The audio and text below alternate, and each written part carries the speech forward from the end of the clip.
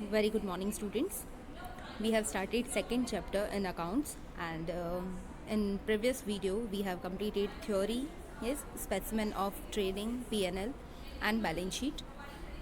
This is the second video of this chapter where we will start practical sums, preparation of final accounts of partnership firm. By this video, I'll explain you how to solve sum number 9 of your exercise. Here we start sum number 9.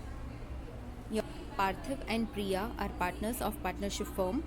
From the trial balance which is given, that is on 31st March 2017, and all adjustment are given, you have to prepare final accounts of partnership firm.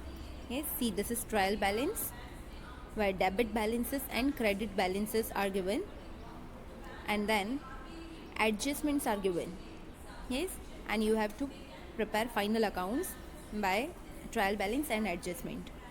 We have to see all the adjustment, yes, and by these adjustment which balances will be affected. yes, so हम एक एक adjustment देखेंगे और हम टिक marks लगाएंगे कि ये जो ट्रायल बैलेंस है उसमें से कौन सी बैलेंसेस पे इफेक्ट आने वाली है. yes, like first, provide 8% interest on capital, 12% on drawings.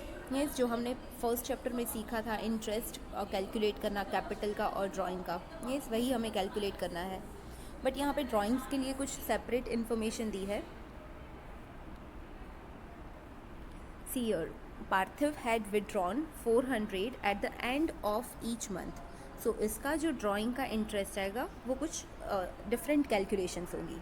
yes, and प्रिया ने जो विदड्रॉ किया है उसकी डेट दी है 1/10/16. सो उसकी कैलकुलेशन में भी हम मंथ कुछ अलग लेंगे. yes, it is not for entire year. उसने फाइनेंशियल ईयर के बीच में कुछ अमाउंट विदड्रॉ किया है, सो अकॉर्डिंगली हम इंटरेस्ट कैलकुलेट करेंगे. And these all effects will be given in P&L, APRO and partners capital. yes, then second, credit sales of 10,000 is not recorded. जो second adjustment है वो 2 पार्ट्स में है. जो फर्स्ट पार्ट है उसमें कहा है कि क्रेडिट सेल्स हमने रिकॉर्ड नहीं किया है. So this transaction, this adjustment will affect our sales. ये हमारा जो सेल्स का बैलेंस है उसको अफेक्ट करेगा. And sales is connected with debtors. Yes, so debit balances में डेटर्स होगा. सी, यहाँ पे डेटर्स नहीं दिया है, उसकी जगह रिसीवेबल्स दिया है. That is same amount. Yes, debtors it means those person from whom we will receive some amount in future. Yes, receivables भी वही है, कुछ अमाउंट हमें फ्यूचर में रिसीव होगी. सी, डेटर्स सेपरेटली नहीं दिया है, तो हम ये रिसीवेबल्स को ही डेटर्स कंसिडर करेंगे. ठीक है. So this first part of second adjustment will affect these 2 balances. Then total sales book of March is overcast by 2000. जो सेल्स बुक है वो ओवरकास्ट हो गई है. इट मीन्स उसका टोटल में मिस्टेक है, कुछ ज़्यादा अमाउंट से हमने टोटल कर दिया है. Yes, so again this will affect our sales. yes, then third adjustment, write off additional bad debt 2000 and provide 5% bad debt reserve on debtors. यहाँ पे बैड डेब आपको प्रोवाइड करना है और बैड डेब रिजर्व भी कैलकुलेट करना है. इफ़ यू रिमेंबर, हम 11th में करते ही थे, बैड डेब का हम फॉर्मेट बनाते थे. बैड डेब और बैड डेब रिजर्व हम रिसीवेबल्स में से, इट मीन्स डेटर्स में से हम माइनस करते थे.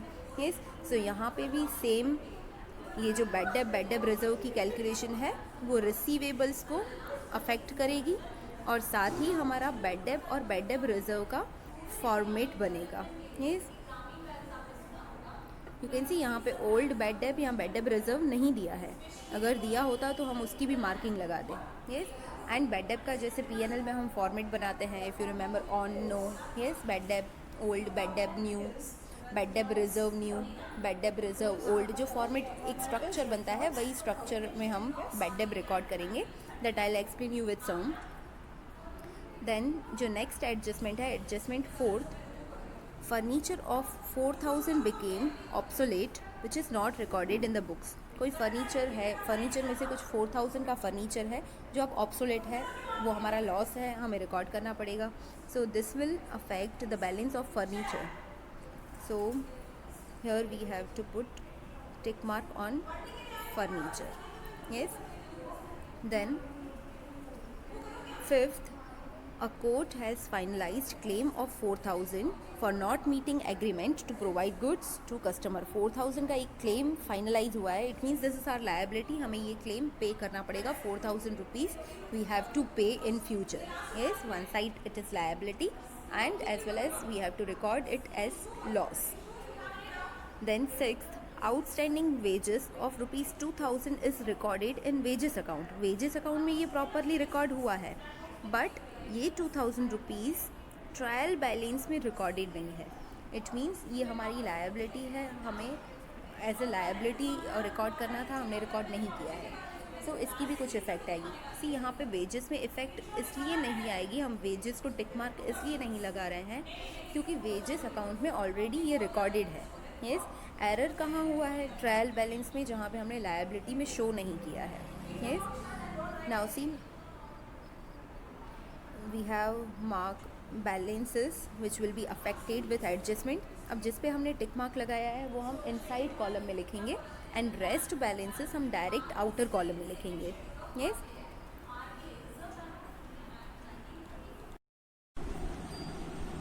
now see here I have prepared the format of final account. Yes, trading account, P&L account, then P&L appropriation account, partners capital account and balance sheet. Yes, and according to the question I have given heads. See, profit and loss account में selling and distribution का भी head होता है, financial expenses का भी head होता है, but इस sum में उससे related कोई भी expenses नहीं है. So I have just written the head according to the sum. And same way in balance sheet, I have given heads like here non-current liability is not given in the sum. So I have not given the head as I don't have enough space to solve the sum. So if you want to give all the heads, you can give. Yes, and if you are not giving head on initial basis, then it will be okay. Yes, so accordingly you can do final account sum. So here we start. जो भी हमने adjustment के हिसाब से marking करके रखी है हम वो पहले रिकॉर्ड नहीं करेंगे. Yes, जैसे हमने एडजस्टमेंट पढ़ के जो ट्रायल बैलेंस दिया है उसमें जिस बैलेंस पे इफेक्ट आ रही है उसे हमने ऑलरेडी टिक लगा दिया है. Yes, so हम उसके अलावा जो बाकी की चीजें हैं हम उसे सिर्फ पोस्ट करेंगे. Yes, so posting will be done on first stage. So we start with credit balances. Credit balances में कैपिटल अकाउंट का बैलेंस दिया है, ओपनिंग बैलेंस. हम कैपिटल अकाउंट मेंटेन करते हैं तो कैपिटल अकाउंट में हम कैपिटल का बैलेंस लिखेंगे. Yes, capital has credit balance. So capital account credit side date 1/4/2016 and here we will write by balance brought down. Now see, I have given the initials, two partners, Parthiv and Priya. I have given P1 for Parthiv and P2 for Priya. You have to write the full name of partner. Then Parthiv's capital is 24,000. So in P1 column 24,000 and P2 that is Priya's capital 16,000.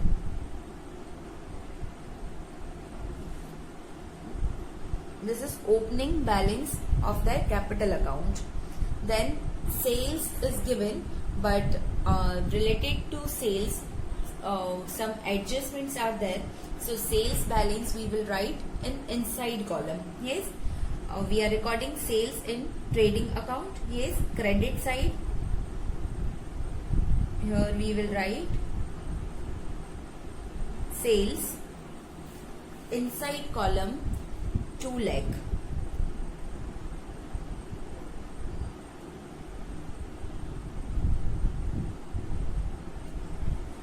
Then next payables. Now ये सम में debtors creditors नहीं दिया है, receivables and pebbles दिया है. Yes, receivables it means in future we are going to receive. Payable it means in future we are going to pay. Yes, so payables it means creditors to whom we have to pay some amounts in future. Yes, so payables हमारी current liability में आएगा.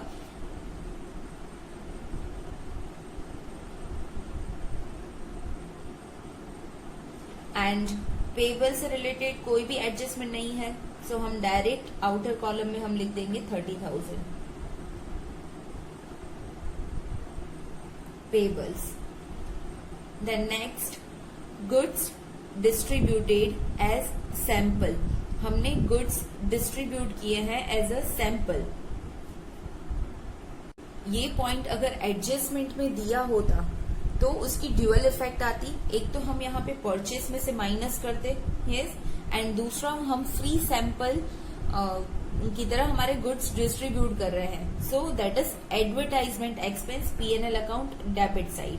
Yes, but यहाँ पे ये balance आपके trial balance में दिया है, इसकी एक ही इफेक्ट आएगी जो हम परचेस में से goods outward other than sales and purchase return जो हम माइनस करते हैं वही. यस, सो यहाँ पे जो परचेस का बैलेंस दिया होगा हम पहले परचेस का बैलेंस लिखेंगे.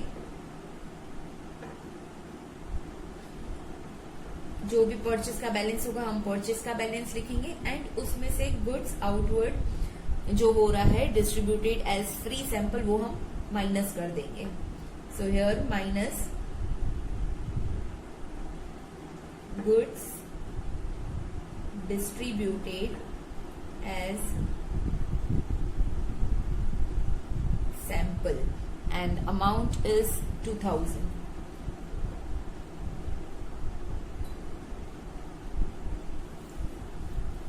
Then next bank overdraft. Bank overdraft हमारी लायबिलिटी है, इन फ्यूचर हमें वो अमाउंट पे करनी है. So balance sheet current liability bank overdraft and amount is 14,000. Now credit side जो भी balances थे हमने लिख दिए हैं. Now we start with debit balances. First drawings. Drawings का बैलेंस दिया है. हम drawings का अकाउंट सेपरेटली मेंटेन नहीं करते, बट drawings का जो बैलेंस है हम कैपिटल अकाउंट से क्लोज करते हैं. Yes, so partners कैपिटल में debit side, partners drawings. Now see drawing से रिलेटेड कुछ एडजस्टमेंट है. पार्टनर की ड्राइंग्स की डेट अलग है. यस, सो हम यहाँ पे सेपरेट भी लिख सकते हैं. जैसे कि एक पार्टनर ने एवरी मंथ के एंड में विड्रॉ किया है, सो यहाँ पे स्पेसिफिक डेट लिखना पॉसिबल नहीं है. So you can just put dash and here 2 drawings account. I'm writing in short as I don't have enough space to cover each and every account on a single board. So I'm writing in short. You have to write in complete words. Now partners drawings. Parthiv's drawing is 4,800 and Priya's drawing is 3,200. Then next net cost of purchase. यहाँ पे adjusted purchase दिया हुआ है, that is same purchase but adjusted purchase है. It means opening plus purchase, yes, less closing stock, पूरा adjusted purchase दिया हुआ है. सो हम परचेज में हम अमाउंट डाल देंगे एडजस्टेड परचेज की and amount is 1,06,000.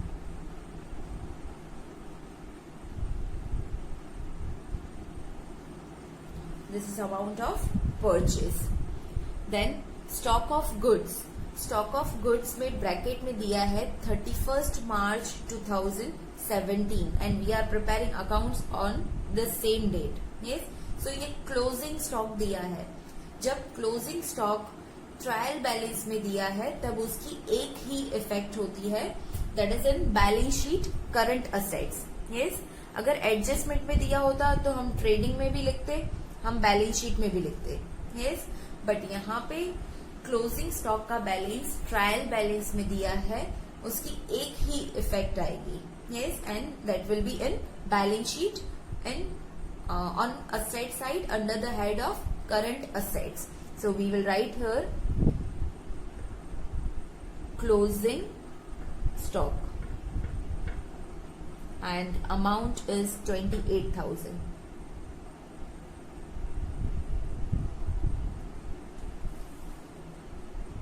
Then receivables, जैसे मैंने आपको बताया कि यहाँ पे डेटर्स क्रेडिटर्स नहीं दिया है, रिसीवेबल्स पेबल्स दिया है। सो पेबल्स हमने लिख दिया है, हम रिसीवेबल्स लिखेंगे। In future we are going to receive asset, current asset. Yes, and receivable से रिलेटेड एडजस्टमेंट है, यस, बैड डेट का, सो हम इनसाइड कॉलम में लिखेंगे। And amount is 48,000।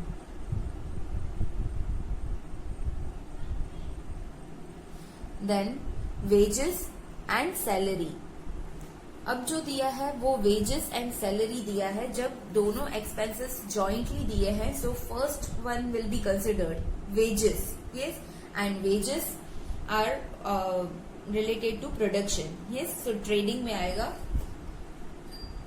Wages and salary. यहाँ पे कुछ पॉइंट हो सकता है, so just leave 1 or 2 line, then you can write wages and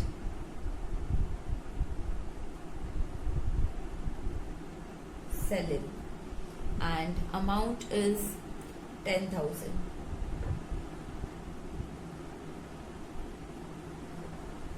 Then trading expense, see मैंने ऑलरेडी आपको एक्सप्लेन किया है, ट्रेडिंग एक्सपेंस ट्रेड से रिलेटेड है। Trade it means exchange of goods and services. Yes, so यहाँ पे ये जो एक्सपेंस है वो हमारे प्रोडक्शन या परचेज से रिलेटेड नहीं है। यस, ये हमारा एडमिनिस्ट्रेटिव एक्सपेंस है। सो ट्रेडिंग एक्सपेंस हम P&L अकाउंट में डेबिट साइड एडमिनिस्ट्रेटिव एक्सपेंस के हेड में लिखेंगे। Yes, expense, so expenses are debited, debit side trading expense.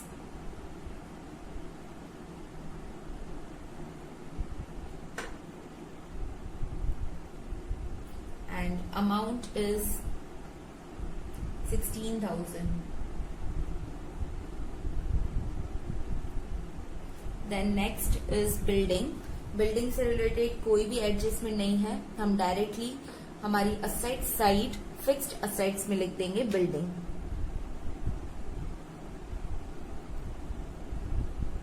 And amount is 50,000.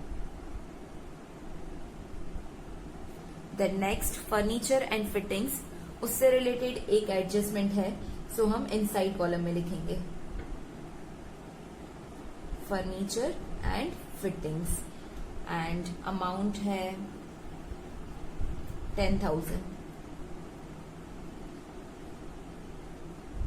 Then next office equipments 4,000. Office से रिलेटेड कुछ इक्विपमेंट्स है, हमारी असेट है, हम असेट साइड ही लिखेंगे। यहाँ पे फर्नीचर फिटिंग से रिलेटेड कोई एडजस्टमेंट है, so you have to leave 1 or 2 line, then you can right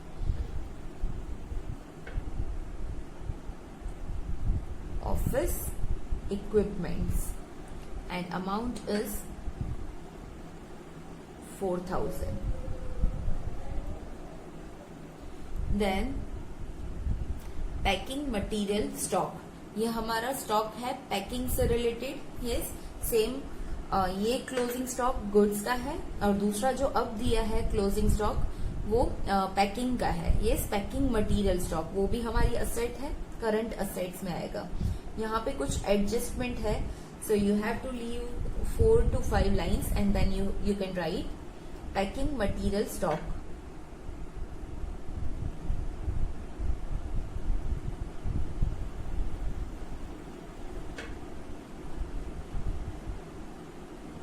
and amount is 4,000. Then cash balance हमारी असेट है, same asset side, current assets में cash balance and it is 2000. Now see we have completed the posting part. जो भी posting थी हमने posting कर दी है. Now one by one we will start adjustments. Yes. अब जो first adjustment है provide interest 8% on capital. जो partners की capital है इस पे 8% interest firm pay करेगी. Yes, this is provision indeed. अब यहाँ पे 8% interest हमें पहले तो calculate करना पड़ेगा. जो पार्थिव की कैपिटल है वो 24,000 है, उसका 8% 1920 सेम वे प्रिया का 16,000 उसकी कैपिटल है, उसका 8% इंटरेस्ट 1,280. यस, ये इनकी कैपिटल का इंटरेस्ट आया. एंड किस तरह से इफेक्ट देनी है वो ऑलरेडी आपने फर्स्ट चैप्टर में सीखा ही है. Yes, interest on capital firm के लिए एक्सपेंस है. यस, एंड पार्टनर से रिलेटेड एक्सपेंस है. सो P&L एप्रोप्रिएशन में debit side. Yes, interest on capital. So here we will write to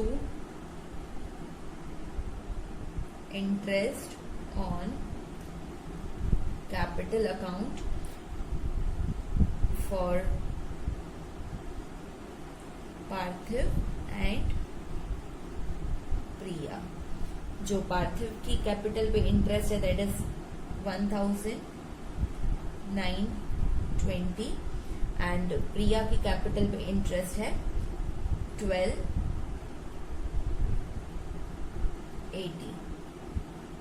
yes, and total we have to write in outer column 3,200.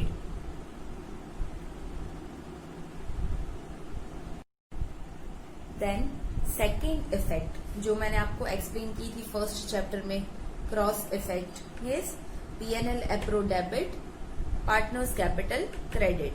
Yes, so यहाँ पे हम interest की second effect देंगे 31 मार्च 2017 by interest on capital.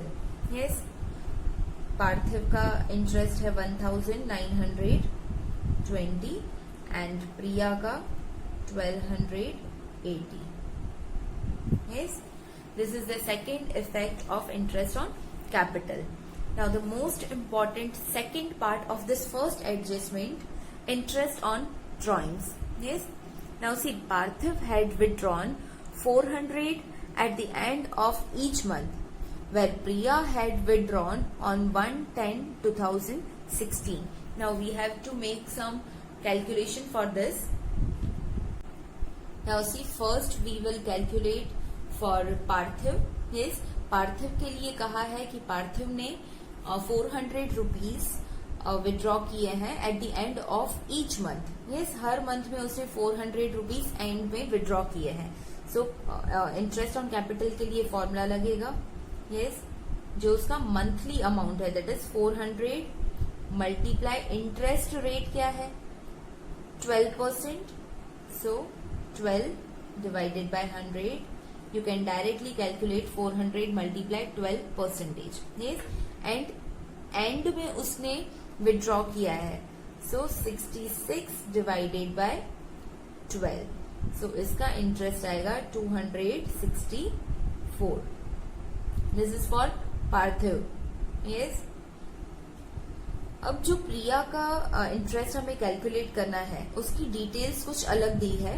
प्रिया ने जो भी amount withdraw किया है वो 1/10/2016 को विड्रॉ किया है. अब पहले तो प्रिया ने कितनी अमाउंट विड्रॉ की है 3,200. यस, अब 3,200 पे डायरेक्ट 12% आएगा. यस, बट यहाँ पे डेट दी है 1/10/2016. सो इस डेट के बाद का ही इंटरेस्ट कैलकुलेट होगा.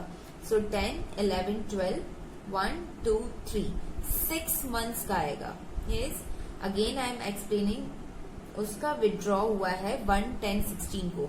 सो हम 10th मंथ का इंटरेस्ट कैलकुलेट करेंगे, 11th का, 12th का, देन नेक्स्ट ईयर 1, 2 एंड 3, ये 3 मंथ का. फिर हमारा फाइनेंशियल ईयर ओवर हो जाएगा. यस, सो 6 मंथ का इंटरेस्ट हम कैलकुलेट करेंगे.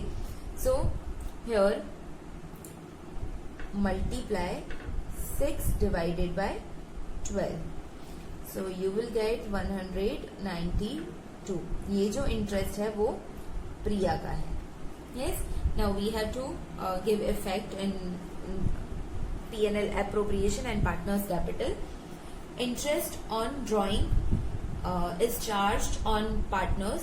Yes, partner पे करेंगे फर्म को. Firm is earning. Yes, income है credit side, P&L appropriation. You have to leave 1 or 2 line to write net profit. जो हम यहाँ पे प्रॉफिट फाइंड करेंगे वो हमें कैरी करना होगा. सो आपको एक लाइन छोड़ के लिखना है, बाय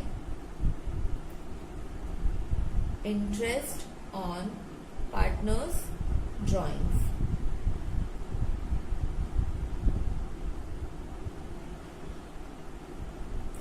नाउ सी, इंटरेस्ट हम सेपरेटली लिखेंगे, पार्थिव का एंड प्रिया का.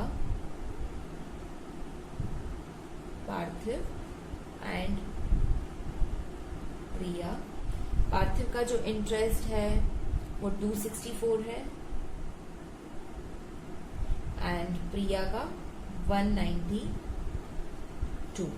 यस, एंड सेकेंड इफेक्ट जो हम क्रॉस इफेक्ट देते हैं, P&L appro credit, partners capital debit. So debit side हम इंटरेस्ट रिकॉर्ड करेंगे 31st March 2017 to interest on partners drawings account, and amount is 264 in Parthiv column and 192 in Priya's column.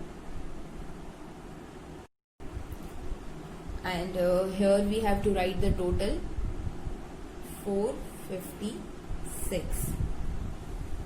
Now second adjustment, credit sales of 10,000 is not recorded. जो second adjustment है उसमें भी 2 parts में दिया है. First part हम पहले solve करेंगे. Credit sales of 10,000 is not recorded. हमने सेल्स रिकॉर्ड नहीं किया. So now we have to record. Yes, एक तो हमने रिकॉर्ड नहीं किया है तो हम रिकॉर्ड करेंगे. सो हमारा सेल्स इंक्रीज होगा. यस, एंड दूसरा जो सेल्स का sales is connected with debtors. Yes, हम जिसको सेल करते हैं वो हमारे डेटर्स है. यस, सो यहाँ पे भी प्लस होगा और हमारे डेटर्स जो कि रिसीवेबल्स है वहां पे भी प्लस होगा. Yes, unrecorded sales and amount is 10,000.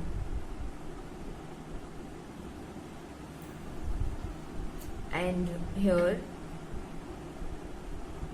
10,000 unrecorded sales. Then next, the second part of this adjustment, sales book of March is overcast by 2,000. जो sales book है वो overcast हो गई है. It means बैलेंस ज्यादा शो हो गया है. Yes, undercast it means जो हम टोटल कर रहे हैं वो कुछ कम टोटल हुआ है. यस, टोटल में मिस्टेक है. सो यहाँ पे ओवरकास्ट हो गया है, कुछ मिस्टेक से वो टोटल ज्यादा हो गया है. सो सेल्स का जो बैलेंस होगा वो ज्यादा दिखाएगा, उसे हमें कम करना पड़ेगा. नाउ मोस्ट इम्पॉर्टेंट, यहाँ पे सिर्फ सेल्स बुक से रिलेटेड बोला है. यहाँ पे सेल्स अनरिकॉर्डेड नहीं है. सो यहाँ पे एक ही इफेक्ट आएगी, जो सेल्स बुक ओवरकास्ट हो गई है उसका बैलेंस हम कम कर देंगे. So minus sales book overcast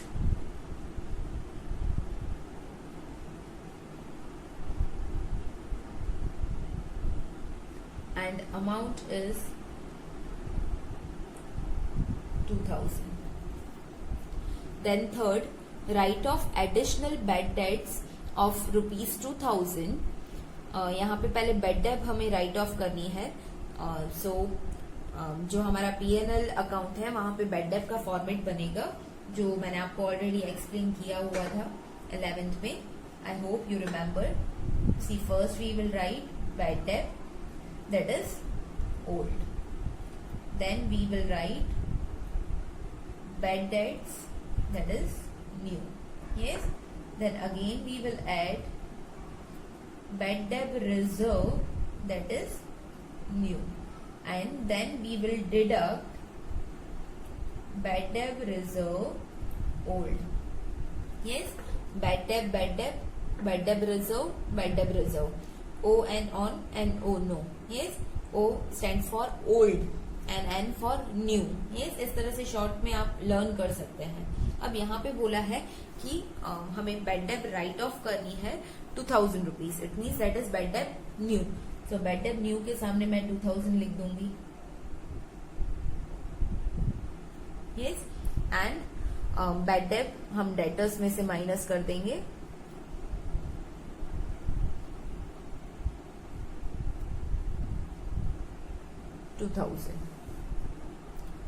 Then provide 5% bad debt reserve. Yes, bad debt reserve हमें provide करनी है 5%. So first we will calculate. See, I don't have proper space here. So यहाँ पे total करके मैं calculate नहीं कर रही हूँ. The same calculation I am solving here. 48,000 हमारे डेटर्स हैं, जिसमें अनरिकॉर्डेड हमने प्लस कर दिए 10,000. नाउ वी हैव 58,000 डेटर्स, जिसमें से हमने बेड डेप राइट ऑफ की 2,000. Yes, now we have debtors of 56,000. Yes, इस पे हम बेड डेप रिजर्व क्रिएट करेंगे. यस, 5%. सो 56,000 का 5% आएगा 2,800. So that is bad debt reserve new. So पहले हम यहाँ पे रिकॉर्ड कर देंगे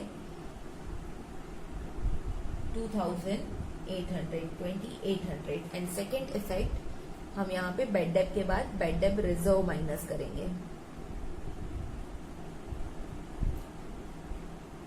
2,800.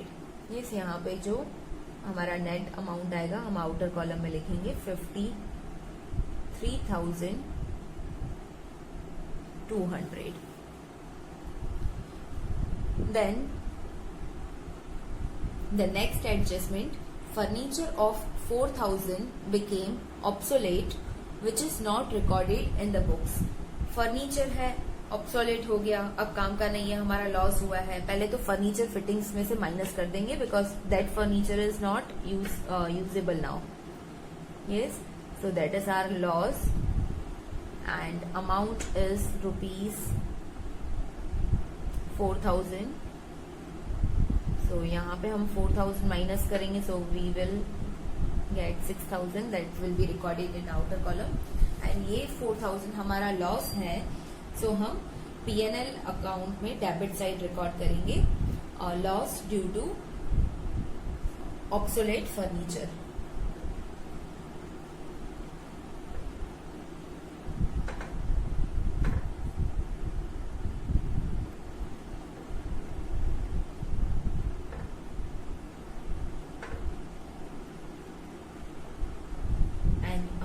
Is 4,000. Then next, a court has finalized claim of rupees 4,000 for not meeting agreement to provide goods a customer. एक क्लेम है जो फाइनलाइज हुआ है, हमें फ्यूचर में पे करना पड़ेगा, वो अब हमें रिकॉर्ड करना है. अब इन फ्यूचर हमें 4,000 रुपीज का क्लेम पे करना है, that is our liability. Yes, so here outstanding claim.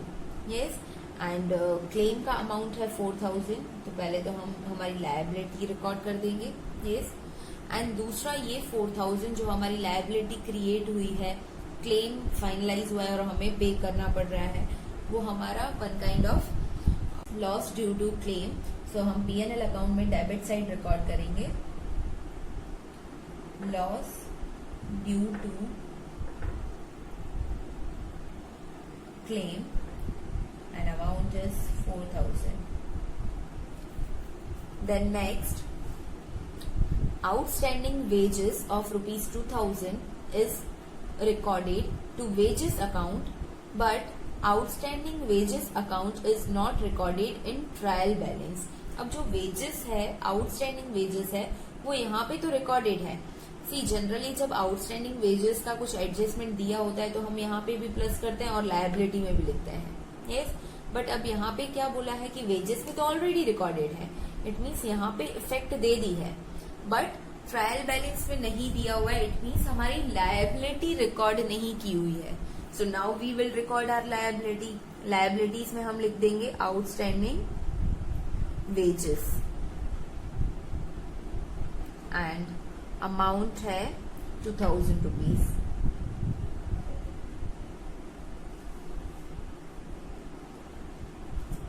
Now see all the adjustments we have done. Yes, कोई भी पॉइंट रिमेनिंग नहीं है, सारी चीजें हमने रिकॉर्ड कर दी है. Now we will start closing our accounts. So first हम पहले चेक करेंगे कि इनसाइड कॉलम में अगर कुछ अमाउंट्स हमने लिखी है तो उसका हम आउटर कॉलम में फाइनल अमाउंट लिख दें. लाइक सी सेल्स में 2 lakh plus 10,000 minus 2,000. So net 2,08,000 हमें आउटर कॉलम में लिखना है.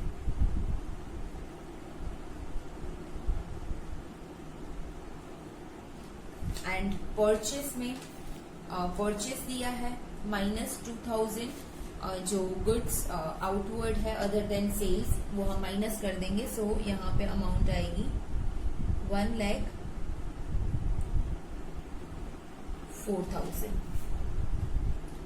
देन यहाँ पे पीएनएल अकाउंट में बैड डेट का जो हमने फॉर्मेट बनाया है, सी बैड डेट ओल्ड नहीं है सो हम डैश कर देंगे. बैड डेट रिजर्व ओल्ड भी हमारे पास नहीं है सो यहाँ पे भी हम डैश कर देंगे. एंड यहाँ पे जो दो बैलेंसेस दिए हैं उसी का ही हम नेट अमाउंट लिख देंगे 2,000 प्लस 2,800. सो 4,800. देन यहाँ पे ऑलरेडी हमने टोटल लिख दिए हैं. Yes, so now we will start closing our accounts from trading account. Yes, trading account में दोनों में से क्रेडिट साइड का टोटल ज्यादा आएगा, यहाँ पे ज्यादा अमाउंट है. So we will close this account with the total of credit side 2,08,000 and same amount हम यहाँ पे भी लिखेंगे.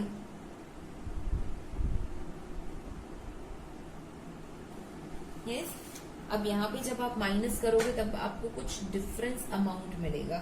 Yes, when you will just deduct these two amount you will get 94,000. ये आपका डिफरेंस आया है. यस, क्रेडिट साइड का टोटल ज्यादा है. Credit it means our gain. Yes, हमारा प्रॉफिट भले हम इक्वल करने के लिए यहाँ पे लिख रहे हैं बट वो क्या है, हमारा क्रेडिट बैलेंस है, वो हमारा प्रॉफिट है. अब ट्रेडिंग अकाउंट से ये प्रॉफिट मिला है so that is gross profit which we will transfer to PNL account. Yes, first I am writing here gross profit which we will transfer to P&L account. यहाँ पे हमने debit side difference लिखा है. now on credit side gross profit 94,000. अब यहाँ पे आप transfer कर रहे हो ट्रेडिंग से लेके प्रॉफिट एंड लॉस अकाउंट में. सो यहाँ पे आपको लिखना पड़ेगा टू P&L अकाउंट. एंड यहाँ पे आप कहाँ से लेके आए, ट्रेडिंग अकाउंट से. सो यहाँ पे by trading account in bracket gross profit. Yes, then all the details are recorded in PNL account. जब हम पीएनएल अकाउंट क्लोज करेंगे तब आपको चेक करना है कि किस साइड का टोटल ज्यादा है. यहाँ पे फिगर्स से ऑब्वियसली क्लियर है क्रेडिट साइड का टोटल ज्यादा है.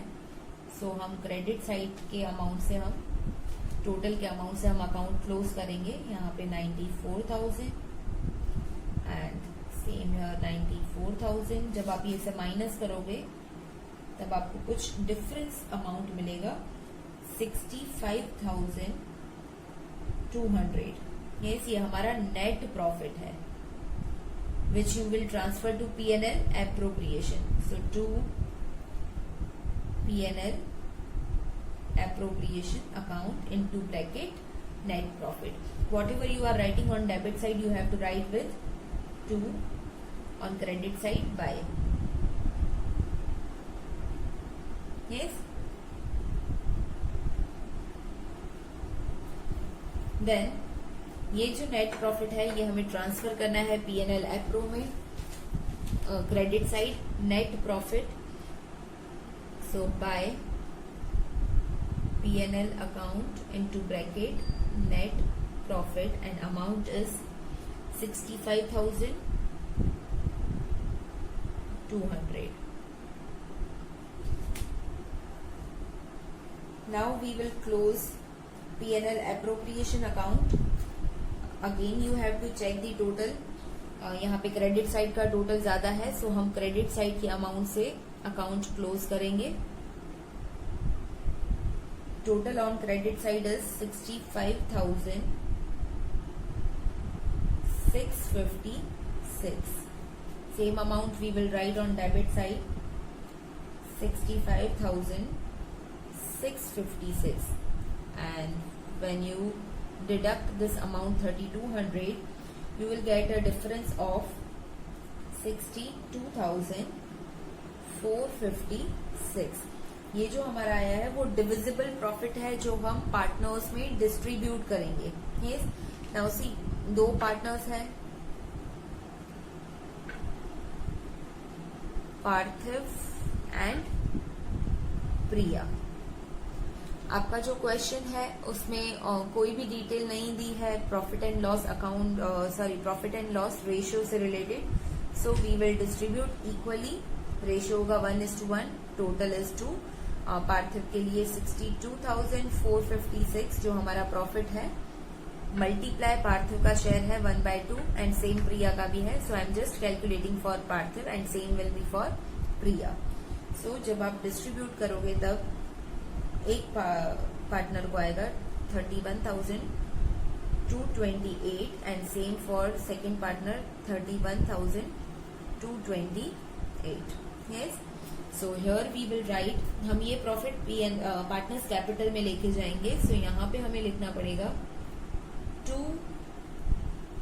Partners capital account and that is divisible profit. First for Parthiv and then for Priya. Each partner is getting 31,228. And then with cross effect we have to give second effect in partners capital. 31st March 2017 by P&L appropriation account, that is divisible profit and amount is 31,228. Now we will close partners capital. The total of Parthiv's capital credit side is 57,148. Same we will write on debit side 57,148. So you will get difference of rupees 52,084. And same way you have to find for Priya. Yes, मैंने दोनों का closing balance लिख दिया है. To balance carry down. This is closing balance जो हम balance sheet में record करेंगे कैपिटल के हेड में. Yes, दोनों की कैपिटल सेपरेट हम लिखेंगे. Parthiv and Priya. You can write the capital closing balance in inside column and then total in outer column. Here I am writing their closing balances in outer column directly. For Parthiv 52,084. and for Priya 45,116. As all the details are written in balance sheet, so you can make the total of capital liability side and asset side must be identical. Yes, दोनों total same आने चाहिए. So here we are getting 1,47,200. So this way we have to prepare final accounts of partnership firm. Yes, this was initial sums. Yes, from initial sums. So ये बहुत easy था. Gradually adjustments and some hidden adjustment will be in your sum.